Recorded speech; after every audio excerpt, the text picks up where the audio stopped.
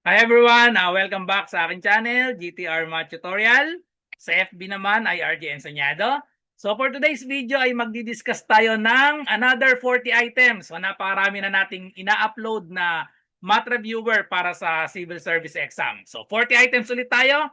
So samahan nyo akong magsagot. Mas maganda siguro yung mga list ng question, 40 items ay nasa description. So mas okay kunin nyo muna yung mga questions nasa description, 40 items yan. Sagutan nyo muna lahat tapos tsaka nyo panoodin itong solution ko and then checkan nyo na rin, i-comment nyo kung ilan ang score nyo out of 40. So ang passing natin ay 80%. So ilan ang 80%? Ang 10% ay 4, dalawang 4. So kailangan makakuha kayo ng 32 items out of 40 para makapasa ng 80%. So sa CSE, 80% ng passing. Okay, so let's start. Number 1, a die is rolled once. What is the probability of getting a factor of 2? Okay, so ang formula ng probability probability of an event, equal yan sa N of E, number nung event, and then over the total outcomes. Ang symbol doon, N of S, N is sample space, pero mas okay total outcomes na lang. So total na lang para hindi na nakakalito. So N of E, ito yung event natin. What is the probability of getting a factor of 6? So factor of 6, ilista lang natin. A die is rolled once. Ano yung outcomes natin? Outcomes 1, 2, 3, 4, 5, 6. So therefore, ang denominator natin ay 6 dahil 6 outcomes. And then ilan dyan yung factor ng 6? What is the probability of getting a factor of 6? Ang 6, pwede yung 1 times 6. So yung 1 at 6, factor yan ng 6. And then pwede rin yung 2 times 3. So therefore, ang factor ng 6 ay 1, 2, 3, and 6. So yan yung mga makakapag-divide sa 6. So therefore, meron tayong 4 out of 6 na wala sa choices kasi pwedeng i-lowest term. Divide natin pareha sa 2. Ang magiging final answer natin ay 2 over 3, letter D. Number 2, what is the LCM of 24 and 36? So LCM ng 24 and 36, para madali yan, listing method ng gamitin natin. 24 and 36, kasi yung 36, pag nilista natin, 36, ang kasunod na niya, 72. Etong 24, meron din niyang 72. So 24, ang next niyan, plus 24, 48, plus another 24, 72. Ayun, first common multiple nila ay 72. So therefore, letter C ang tamang sagot. So pag ganyang maliliit na number, okay lang, listing method na lang ang gamitin. Pwede, mas madali, babase tayo sa malaking number, 36. Ang sunod na 36, 72, yung 72 ay nasa 24 na agad siya sa pangatlo. Number 3, find the next number in the sequence, 2, 5, 11, 23. Maliit lang yung paglaki niya, no? So try natin addition. From 2 naging 5 plus 3. 6 naging 11, or 5 naging 11 plus 6. Nadoble. Baka yun na yung pattern. 11 naging 23, so confirmed na nga, plus 12. Yung ina-add natin ay nadodoble lang. So ito, 3 naging 6 times 2. 6 naging 12 times 2. So yung next na i-add natin, times 2 natin, 12 times 2 is 24. So mag-add tayo ng 24. 23 plus 24, the answer is 47. Therefore, letter C. Another way ay ina-add lang natin yung next number. 2 ang in-add ay 3. 5 ang in-add ay next number niya 6. 11, next number is 12. 23 ang next number niya ay 24. So pwede rin yon, in-add lang yung next number para makuha yung susunod na number natin sa sequence. Number 4, a man walks 15 kilometers south. So drawing lang natin, ito yung starting point. 15 kilometers south, so dito siya, 15 kilometers south. Then 8 kilometer west. 8 kilometer west, di papunta dito. So 8 kilometer west, how far is he from the starting point? Ayan, so how far is he from the starting point? Ito yung tinatanong. So kung kabisado natin yung mga Pythagorean triples, meron akong video dito tungkol sa Pythagorean triples. Kung kabisado niyo yan, meron tayong 3, 4, 5. Ang susunod sa 3, 4, 5 ay 5, 12, 13. Tapos meron ditong susunod na 7.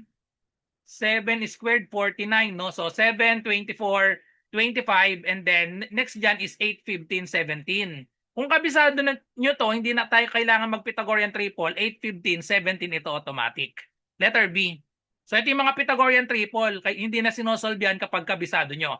Pag hindi nyo kabisado yan, eh di gumamit tayo ng Pythagorean formula. So ang Pythagorean formula, yung hypotenuse natin, c squared is equal yan sa sum nung legs, yung legs gagawin nating a tsaka b, so a squared plus b squared. Okay lang magkapalit ito. So pag sinolve natin, ang value ng c, square root natin both side, c is equal to, pag in-square root natin, ayan, square root of a squared plus b squared. Tapos yung a, i-substitute na natin, kahit magkapalit yan, so we have 8 squared plus 15 squared. So meron tayong square root of 8 times 8, 64, plus 15 times 15, 225. Pag inad natin, c is equal to square root of, ilan to? 289.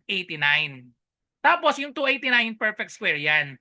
Ang 289 equal yan sa 17 squared. 17 times 17. So makakancel na yung square and square root, 17 ang magiging sagot natin. Okay? Pero the best pa rin, kabisaduhin nyo ito, Pythagorean triple. Marami pang Pythagorean triple pero okay nang kabisaduhin niyang apat na pairs na yan or apat na triples na yan. Okay? Number 5. If 30% of a number is 210, what is 50% of the same number? So pwedeng mag-ratio and proportion. Kasi 30% daw 210. Ang hinahanap, 50% of the same number. So, kung alam niyo itong double number line, itapat lang natin, dito yung percent, dito yung number. Ang 30% daw, ilagay natin banda dito yung 30%. Ang 30% daw ay 210. Ang tinatanong 50%. So dito natin nilagay yung 50%. Ano ito? Ayan, so double number line. Pwede itong another solution ito. Pag solve nito parang ratio and proportion kasi pwedeng mag-double number line. From 30, mahirap pumunta sa 50, no? Mahirap pumunta sa 50 from 30. So balik tayo sa 10. Punta tayo sa 10. Punta tayo sa 10%. Kunin muna natin yung 10%. From 30 naging 10 divided by 3. So itong 210 divide din natin sa 3. Divided by 3 sila parehas. 30 divided by 3 is 10. 210 divisible siya sa 3. 210 divided by 3 is 70. So yung 10% 70. So kung yung 10% ay 70, punta na tayong 50%. Yung 10 papuntang 50% times 5 lang yan. E di 70 times 5 lang natin. 70 times 5 is equal to 350, letter C. Okay? So yan yung ginagamit kong solution kapag ganitong ratio and proportion. Pwede yung double number line yung tawag dyan. Another solution naman, pwede naman tayong mag-algebra lang. Pag nag-algebra lang kayo, 30% of a number, so lagyan natin ng times n, equals 210. Isolve muna natin tong n. To solve for n, 30% gawin nating decimal. We have 0.3. 0.30, same lang yan sa 0.3. 0.3n equals 210. And then divide natin both sides by 0.3. Masasolve na natin yung value ng n. N is equal to, dahil ang divisor ay decimal, gawin nating whole number, move ng isa. Magiging n is equal to 210 dagdag ng 0. So 2100 divided by 3. The value of n will be 21 divided by 3 is 7. Copy the 2 zeros, 700. So yan yung 100%. Yung n 100% yan. Hinahanap natin 50%. 50% of n kalahati. Kalahati ng 700 ay 350. Okay? Same answer, letter C. Number 6, what is the value of 3.6 plus 4.25 minus 1.85? So, addition lang and then subtract natin. So, ipagtapat lang natin. 3.6 itapat natin plus 4.25. Okay, unahin natin itong addition. O, dagdagan natin ng 0 para pantay. And then, i-align lang natin. Itapat ang decimal point. 0 plus 5 is 5. 6 plus 2 is 8. 3 plus 4, 7.85. Ngayon, isubtract na natin yung minus 1.85. Ayan, nakatapat na pala siya. Eksakto na to, 0, 0 na. 0, 0 na yan, 7 minus 1 is 6. So the answer is 6 or 6.00. Ang nasa choices may 0, 0. So letter B ang tamang sagot. Or simply 6 na lang yan. Okay? Number 7. A trader buys an item for 1,200 pesos and sells it at a loss. Nagpalugi, no? At a loss of 10%, what is the selling price? O, dahil hinahanap natin selling price, loss daw, ibig sabihin subtraction. So yung 1,200, babawasan lang natin ng 10%. O ilan ang 10%? Di ba madali ang 10%? Ang 10% ay, ang 100%, 1,200. Ang 10%, i-move lang natin ng isa. Move ng isa yung decimal. Yun. Nasa dulo yung decimal niya, so magiging 10% ay 120. So subtract lang tayo ng 120. So 200 minus 120 equal na lang yan sa 80. So meron pang 1,000. So therefore, 1,080, letter C. Another, number 8, what is the greatest common factor of 54 and 90? So tingin lang kayo sa choices. Alin ba dyan yung makakapag-divide? Pwede tayong mag-continuous division. 54 and 90, pag nakita nyo agad yung 9, okay lang, ano? Pag nakita nyo agad yung 9, mas mabilis. Pero pwede nating uti-utiin. Uti-utiin natin. So pwede ka rin dito yung 18. Pero pag ganyan 54 and 90, parehas even, pwede uti-uti. Ito lang muna. 54 divided by 2, 27. Kasi parehas even, no? 90 divided by 2, 45. Ayan. 27 and 45, pwede na sa 9. Pero kung hindi nyo pa nakita yung 9, lagay natin 3 lang muna. Para uti-uti, 27 divided by 3 is 9. 45 divided by 3, 15. So another 3 pa ulit. 9 divided by 3 is 3. 15 divided by 3, 5. So stop na tayo dito, 3 and 5. Wala nang mai-divide dyan. So ang GCF natin, i-multiply natin itong tatlong pinang-divide. 2 times 3 is 6. Times 3, that is equal to 18. So the correct answer is letter C. Pag nakuha nyo na agad yung 18 sa umpisa pa lang, mas okay. 18 na agad, rekta. Pag hindi nyo naman nakuha, di uti-uti lang, i-divide ng i-divide hanggang makuha nyo yung greatest common factor. So number 9, a number is chosen from 1 to 15. Ayan, may 1 to 15 tayo. What is the probability that it is a multiple of 4? So again, probability ng event ay equal sa number ng event over the total, the sample space. So ang total natin 1 to 15. So ibig sabihin, probability of multiple of 4, o M4, multiple of 4, equal siya sa denominator na 15 kasi 1 to 15. Ngayon, bilangin natin yung mga multiple of 4 sa 1 to 15. Ang multiples ng 4 dyan ay 4, 8, 12. Wala na, no? Multiples of 4, 4, 8, 12. So meron tayong 3 over 15. Wala sa choices kasi pwedeng i-lowest term. Divide both by 3. Ang final answer ay 1 over 5. Letter A. Okay, so number 10, what is the value of 8 plus 24 divided by 6 times quantity 7 minus 3? Just use the PEMDAS rule. Okay? Tandaan sa PEMDAS rule, same order ang MD. Ganun din ang AS, same order, left to right. Okay? Left to right yan, ha? So, unahin natin parenthesis. Ayun, letter P. Parenthesis muna, copy the rest. 8 plus 24 divided by 6 times 7 minus 3, 4. Tapos, mag-left to right tayo ng MD. Left to right, MD. Nauna yung division, so unahin natin yung division. So, we have 8 plus 24 divided by 6. That is equal to 4 times 4. And then next, addition and multiplication. Unahin ng multiplication. So, we have 8 plus 4 times 4, 16. Finally, 8 plus 16, that is equal to, so ilan yan? 8 plus 16 equals 24. Letter C. Number 11. The ratio of two numbers is 4:9. If their difference is 25, what is the larger number? So given dito ratio, pag sinabi nating ratio, nakamultiply itong 4 and 9 sa same number. Gawin natin yung same number, gagawin kong x. Etong 4 and 9 nakamultiply sa same number. So lagyan natin ng gawin nating 4x tsaka 9x. So obviously, ang smaller number dyan, itong 4x. Smaller. Ang hinahanap kasi natin larger. So ang larger number, syempre, itong 9x. And their difference daw is 25. So therefore, ang working equation natin, isubtract lang natin, 9x minus 4x equals 25. Then find the larger number, the 9x. Okay? So subtract lang natin, 9x minus 4x, that will be 5x equals 25. Divide both sides by 5. So kung magiging sagot, x is equal to 25 divided by 5 is 5. So ngayon, makukuha na natin yung larger. The larger number is 9 times the value of x, 5. 9 times 5 equals 45. Kapag yung smaller naman, 4 times 5, magiging 20. Okay? So larger ang hinahanap, 45, letter B. Number 12, what is the cube root of 343? So ito trial and error lang. Cube root, so ibig sabihin, nakaganitong form dapat yan, cube root of 343, dalhin lang natin sa form na cube root ng n cube para makancel natin yung 3, matitira n. Ano kaya tong n na to? So yung n trial and error lang, obviously mali yung 5 dito, mali din yung 6. Kasi yung 5 times 5, puro 5 dapat yung dulo nun. Yung 6 times 6, 36 times 6, 6 pa rin yung dulo niyan. So ibig sabihin 7, 8, 9 na lang yung pwede dito. So i-try natin yung 7. try natin 7 times 7, that is equal to 49. And then times 7 ulit, 7 times 9, eksakto na to, 63. 7 times 4, 28. Plus 6, we have 34. O yun, eksakto na. So therefore, 343, that is equal to 7 cube. Tapos makakancel na lang yung cube root and cube. So final answer is 7, letter C. So kung hindi nyo kabisado, trial and error lang yan. Number 13, a bag contains 6 white balls and 9 black balls. What is the probability of drawing a white ball? Okay, so probability ulit. Probability of drawing a white ball. So probability of W. So kunin lang natin yung number ng W over the total. Ilan yung W? White. 6.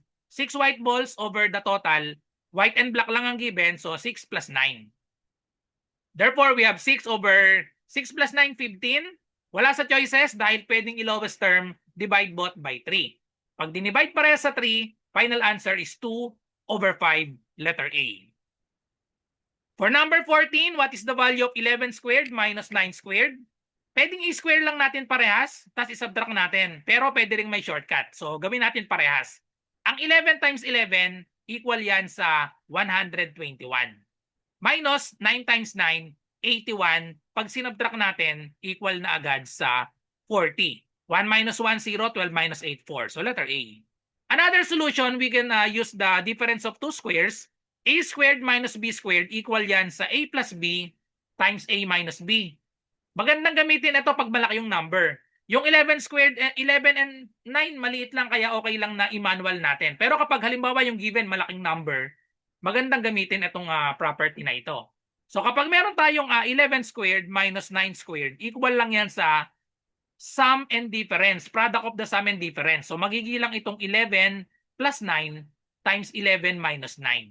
O kita nyo na, pag inad to 20, pag sinubtract to 2, 20 times 2 equals na agad siya sa 40. So gamitin nyo ito kapag malaki yung number. Halimbawa mga 39 squared minus 37 squared, o di ba? Medyo mahirap nang i-mental yan. I-square ng 2 digits, medyo malaki. Kaya maganda dyan, gamitin nyo itong shortcut or itong formula ng difference of 2 squares kapag malaki yung number. So next, number 15. A man complete a job in 15 days. How much work can he complete in 6 days? Simpleng multiplication lang ito. A man can complete a job in 15 days. 15 days, so ibig sabihin, ang 1 day niya, ang 1 day nung man ay 1 over 15. Kasi he can complete the job in 15 days. Sa 1 day niya, 1 over 15 yung magagawa niya. Ang tanong, how much work can he complete in 6 days? Eh di i-multiply lang natin ito sa 6. 6 times 1 over 15, eh di equal na siya sa 6 over 15. Wala sa choices, i-lowest term natin. Parang kagaya nung kanina, 6 over 15 din, no? Divide both by 3, ang magiging sagot ay 2 over 5. Letter B. Number 16, what is the area of a circle with diameter 14 centimeters? Pag diameter ng circle, ibig sabihin yan, isang buo diameter. So yung diameter daw ay 14. Ang formula ng area ng circle ay area is equal to pi r squared. Ang r is kalahati ng radius. Ito lang yung r, kalahati. So kung ang diameter ay 14, ang radius niya ay 7 centimeters.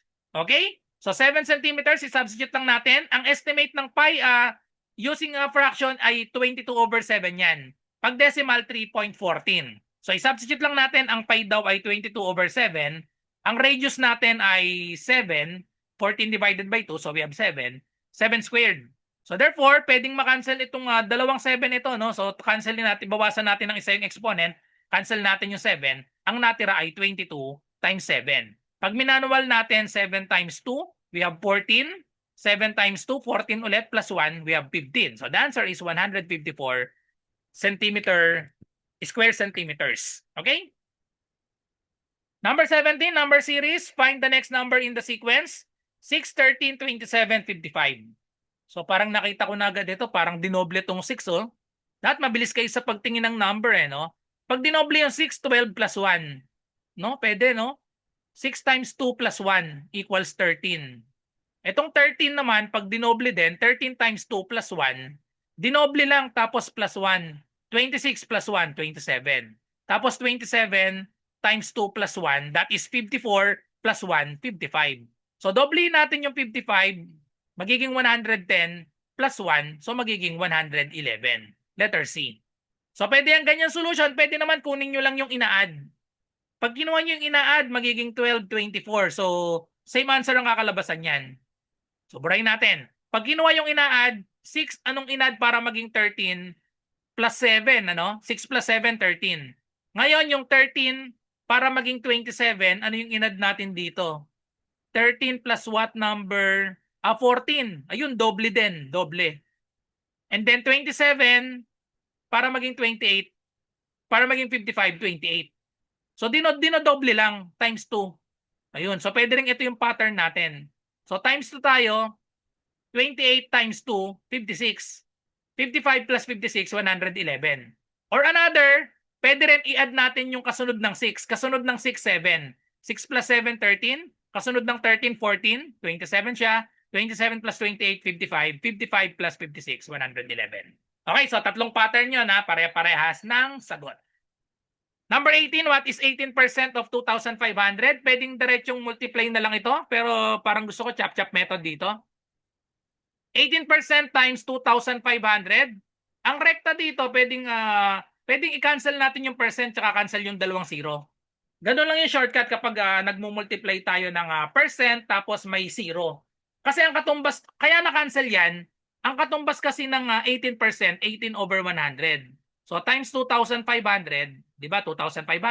O makakancel na yung 100, cancel yung dalawang zero. 18 times 25. Para mabilis, makatipid ng oras at space, kinancel na natin directly yung percent tsaka dalawang zero. So 18 times 25 na lang. Pwede nyo nang i-manual yan. 18 times 25. So pag minanual natin, we have 40.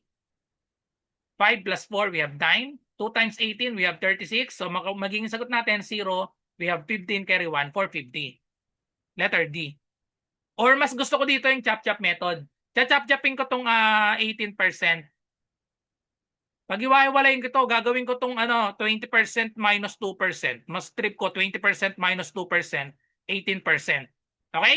Kasi ang 10%, pag gamit yung technique na ito, ang 10% ay tanggalin ko lang yung 0, 250. Okay? 10% yan 250. So yung 20%, doblehin ko yung 250, magiging 500. Ang 1% naman, ang 1% niyan, tanggalin ko yung dalawang 0, 25. Ang 2%, doblehin ko yung 25, 50. O di subtract ko, 20% minus 2%. So same answer, 450. So yan yung chop-chop method yung ginamit ko. Ginawa kong 20% minus 2%. Pero bago tayo makarating sa 20 and 2, daan muna tayo sa 10 at 1. Okay? So yun yung another solution.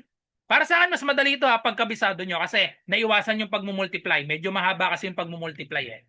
So dito, mentally kaya nyo gawin. Okay? Number 19. What is the value of 5, 6 divided by 10 over 12? So apply the KCF method pag nagdi-divide. K for keep the 5 over 6. Change division to multiplication. C for change. F for flip. Flip the 10 over 12. Gawin natin 12 over 10. Tapos, cancellation tayo. Yung 12, pwede natin itong gawing 6 times 2 no? O, di makancel na yung 6. Cancel na yung 6. Tapos itong 10, pwede natin gawin itong 5 times 2. O, cancel na yung 5. Cancel na rin yung 2. Wala nang natira. Pag walang natira, ibig sabihin 1. Letter C. Number 20, the ratio of A to B to C is 5 is to 8 is to 12. If B equals 32, what is the value of A? Malinaw dito, panggulo lang si letter C. Hindi natin kailangan si letter C. Ang sabi A, B, C, 5, A, 12. Given yung B na 32. So yung B 32, di magiging itong A is to, yung B daw 32, equate natin dito sa 5, 8, 12. So 5 and 8 na lang ang kailangan natin. O yun lang, panggulo lang si letter C. What is the value of A? Anong gagawin natin dito? Yung 8, yung 32 kaya naging 8 yan, divided by 4.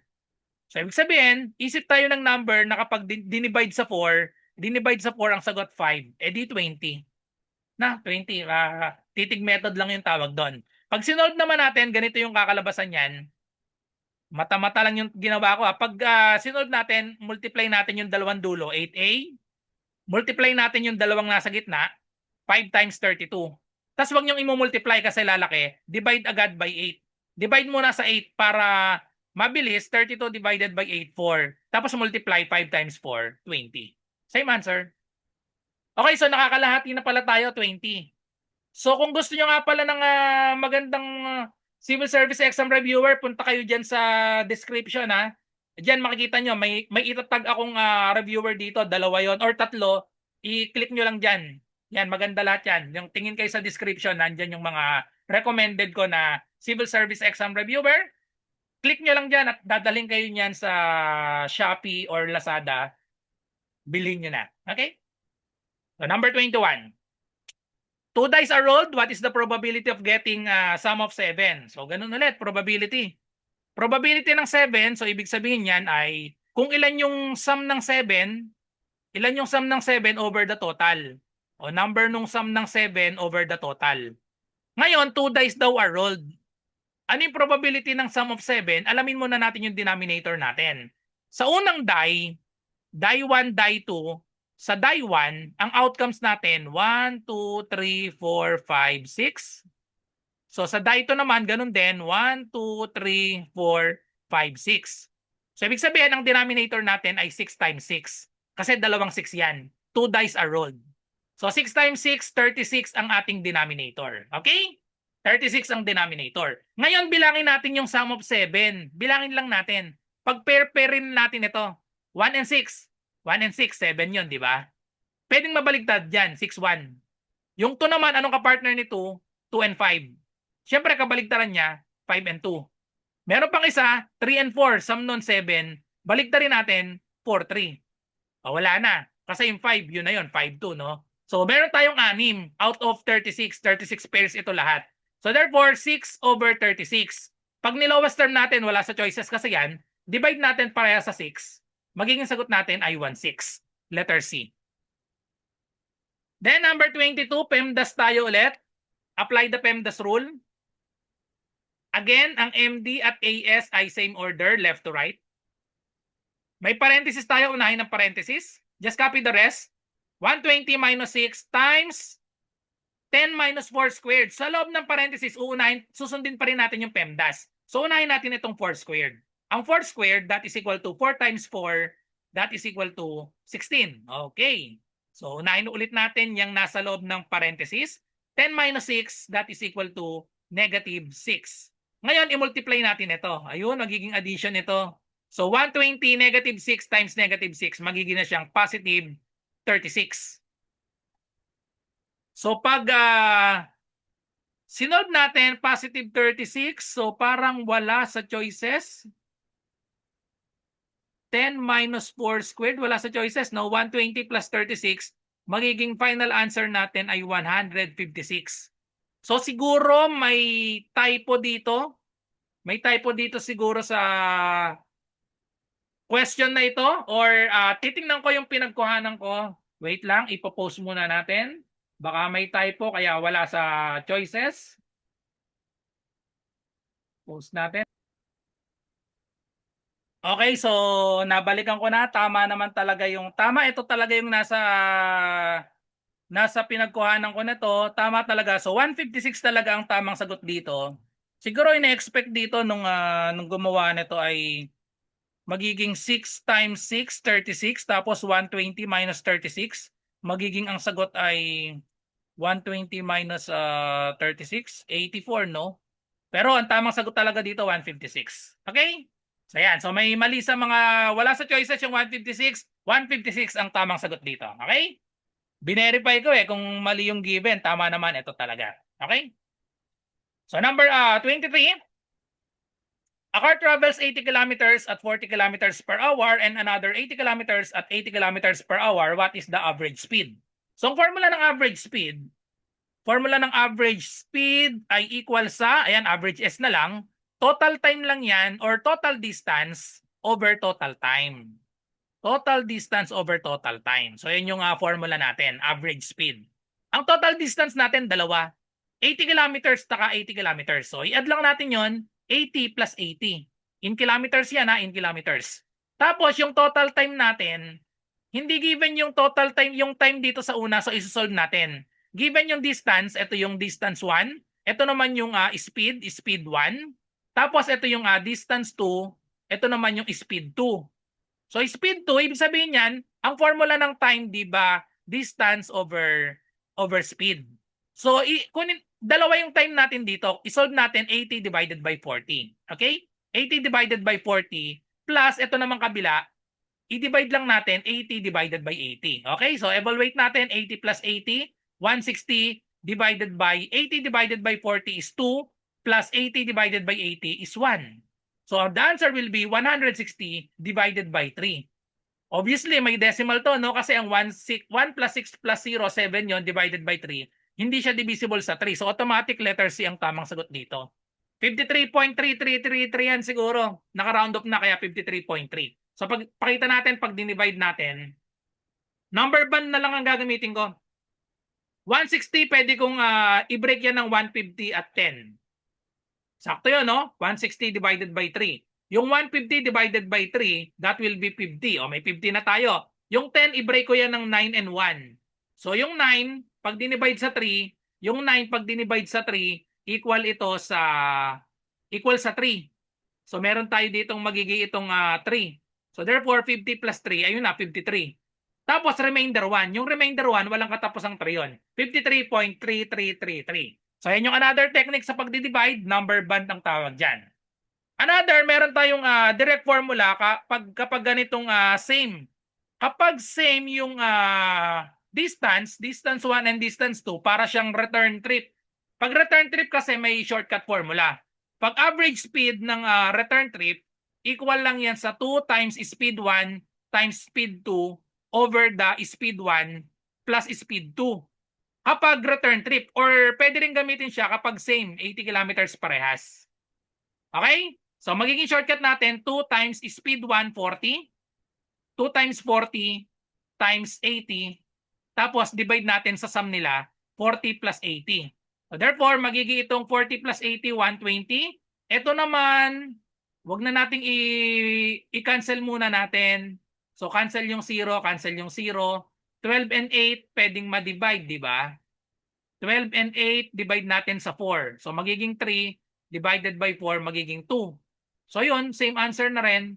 2 times 2, 4 times 40, magiging 160 rin, divided by 3. Pag dinivide, same answer, 53 point, walang katapusang 3. Okay? Pag ni-round off, letter C pa rin. Okay? So, yun yung dalawang formula para kuhanin natin ang average speed. 24. What is the square root of 324? Pag hindi nyo kabisado, trial and error. Pero ako, kabisado ko, letter C, automatic yan. Pag minultiply natin, pwede nyo i-trial and error yan. Multiply nyo lang isa-isa. 18 times 18, so that will be 64. 8 times 1 is 8 plus 6, so we have 4. 14. 1 times 18 is 18. Pag inad natin 4, 4 plus 8, we have 12 carry 1, 324. So the square root of 324 is letter C, 18. So maganda kabisaduhin nyo 1, 2, 20, kabisaduhin ang mga perfect square niyan, ang mga square niyan para pag nakakita kayo ng ganitong problem, automatic na agad, hindi na kayo mag-iisip. Okay? Number 25, find the next number in the sequence. 1, 4, 10, 22. Maliit na number lang, so ibig sabihin na to ay addition.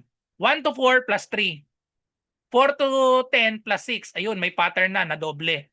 10 to 12 ay plus 12. Ayun, nadoble na nga, confirmed. 3, 6, 12. So, times 2 lang ito.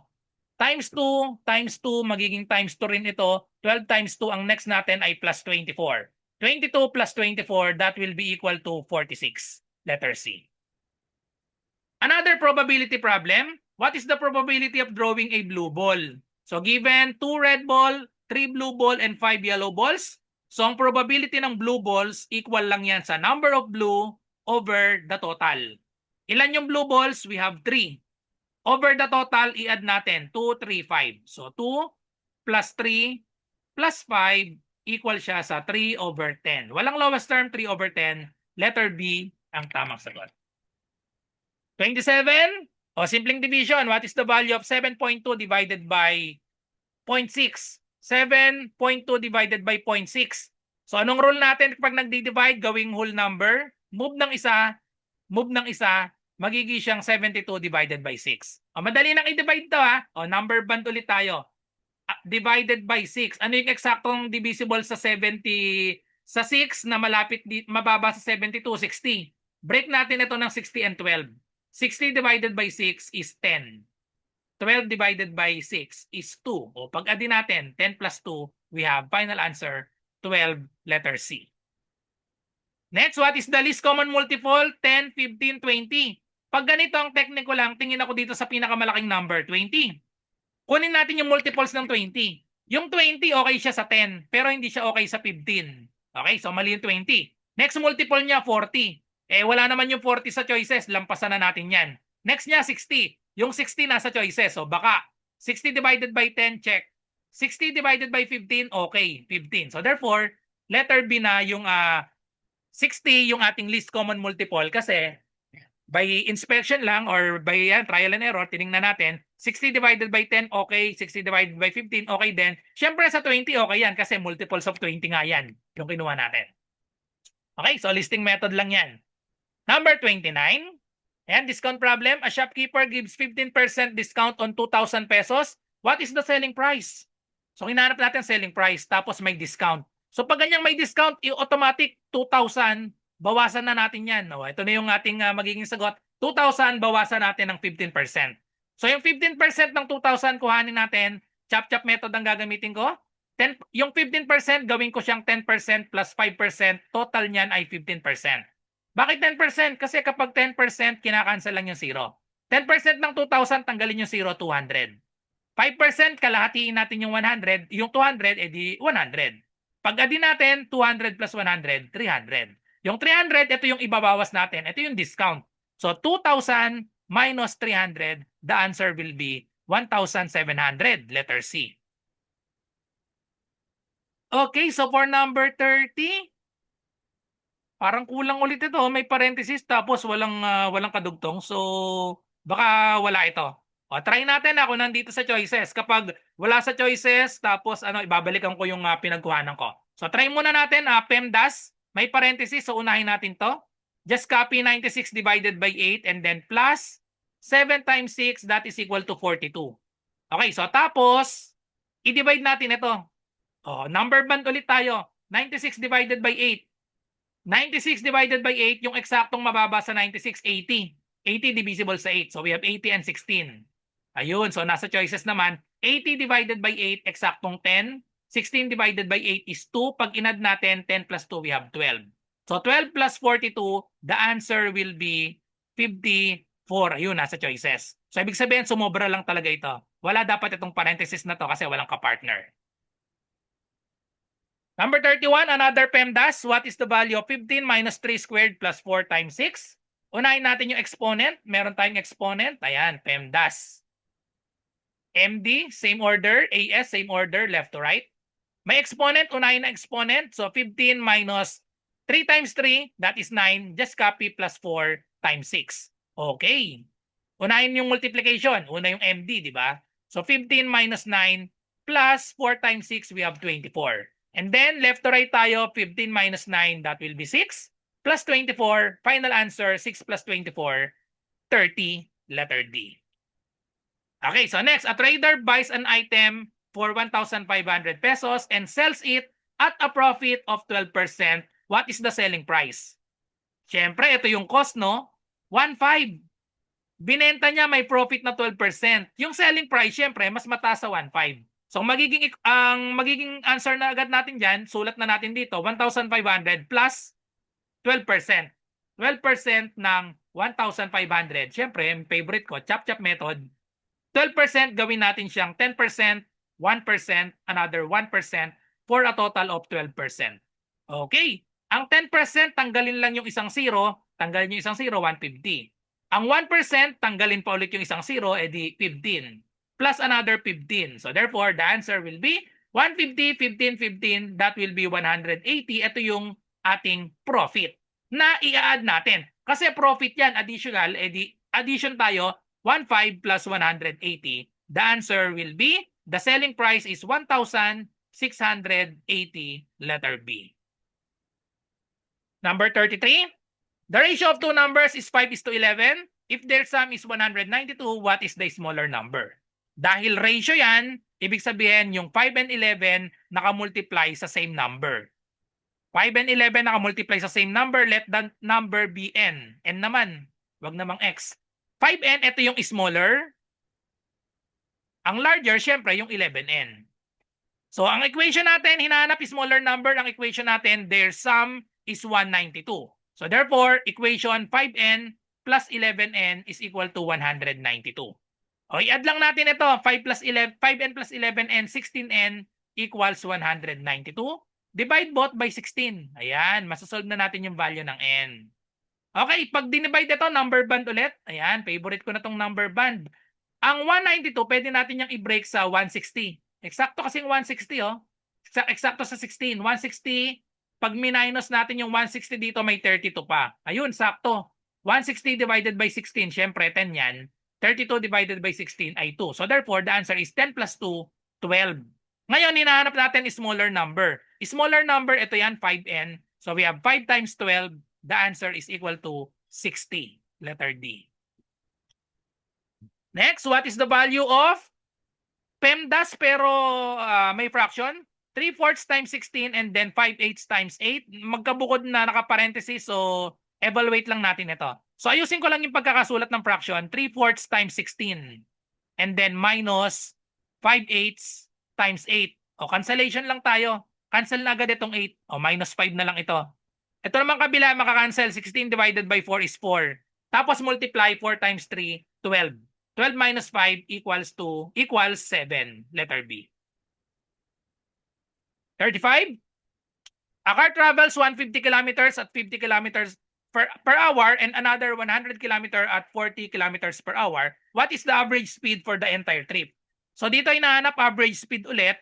Hindi na pwede yung shortcut dito kasi magkaiba.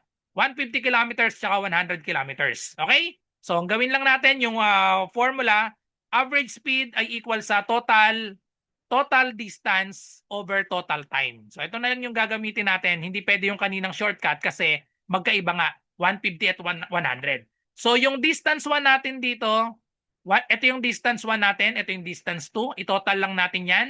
150 kilometers plus 100 kilometers. Ngayon, yung time natin magiging dalawa. Ito yung speed 1, ito yung speed 2. So ang formula ng time ay equal sa distance over speed. So i-divide lang natin ito, 150 divided by 50. 150 divided by 50 plus itong kabila, 100 divided by 40. Okay? 150 plus 100, that will be equal to 250. Divided by, tanggalin yung tigisang 0, 15 divided by 5, that is equal to 3.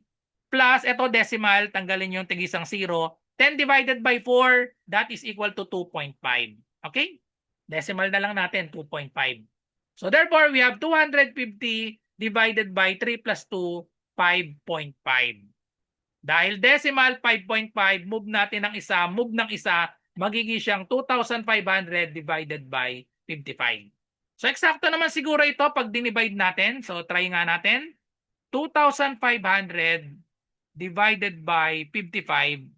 Tingin tayo sa choices. Puro 4. So malamang 4. 4 times 55. So 4 times 5, that will be 20. 4 times 5, 20 plus 2. So we have 22. Subtract natin. So 50 minus 20, we have 30. So 0. So 0, 30 divided by 5. So this will be 6. 6 times 5. So we have 30. 6 times 5, 30. So we have 33. So sobra na. So ibig sabihin 5 lang ito. Pag 5 lang naman, so magiging 5 times 2. So magiging 25. 5 times 5, 25. So we have 275. Ayun, may remainder pa na 25. So therefore, so wait lang, may tumatawag sa akin. Nawala na. Okay, so 25. So 45 tayo, may remainder pa tayong 25 dito. So hindi eksakto, no? 150, 50, check nga natin. 150 and 100. Tama naman siya. 150 divided by 50, that is 3. And then 100 divided by 40. So cancel ito, 10 divided by 4, that is 2.5. So tama naman, 5.5. So pag ni-round off natin, 45 ito, pag nagdagdag tayo ng 0, tingnan lang natin kasi magkakasunod yung number. So dagdag tayo ng isang 0. 250 divided by 55, maliit lang yun, no? So 100, so 4 lang ito. 4 times 55. So dahil 4 lang, pag ni-round up natin, so letter B magiging sagot. 45 kasi 0.4. And then mga whole numbers yung choices natin. So 45.4 yung tamang sagot. Or pag Ni-round up natin ni result number 45, letter B. Okay? Burahin na muna natin. Number 36 tayo. Pipe A can fill a tank in 6 hours, in 8 hours, and pipe B can fill it in 12 hours. How long will it take if both pipes are open together? Okay? Pag ganitong together, i-add lang natin ito. So, ang formula natin, 1 over A plus 1 over B equals 1 over X. Yung X yung together. So, pag sinubstitute natin, magigilang niyang 1/8 plus 1 over 12 equals 1 over X. So, pag in-add natin ito, LCD nito, mag-LCD tayo, times ano lang ito, LCD nila 24. So, times 3 parehas ito naman ay times 2 parehas, magiging na itong 3 over 24 plus 2 over 24. Pag in-add natin, equal na siya sa 5 over 24. Equals 1 over X. O tapos, reciprocal lang natin parehas. Yung 1 over X magiging X over 1, reciprocal lang. Reciprocal, so ito din, reciprocal lang din. So magiging 24 divided by 5. Pag dinivide natin, 24 divided by 5, equal lang yan sa 2.4 times 2. So letter B ang tamang sagot dito. Ang shortcut nga pala pag nagdi-divide sa 5, equal lang yan sa divided by 10 times 2. Kaya yung shortcut ko, nagilang yung 2.4 divided by 10 times 2, magiging siyang 4.8. Para hindi na tayo mag-manual. Okay? So, ganun lang yan. Divided by 5, same yan sa divided by 10 times 2. Kaya, put the decimal, 2.4, and then times 2, 4.8. Shortcut. Number 37, what is the next number in the sequence? Kitang-kita agad ito, times 2 lang. 7 times 2, 14. 14 times 2, 28. 28 times 2, 56. So, doblein natin ito. 56 times 2, dalawang 50, 100, dalawang 6, 12. So, therefore, the answer is 112. Letter D. And then next, number 38, probability ulit. What is the probability that a number is multiple of 5? Given a number is chosen random 1 to 20.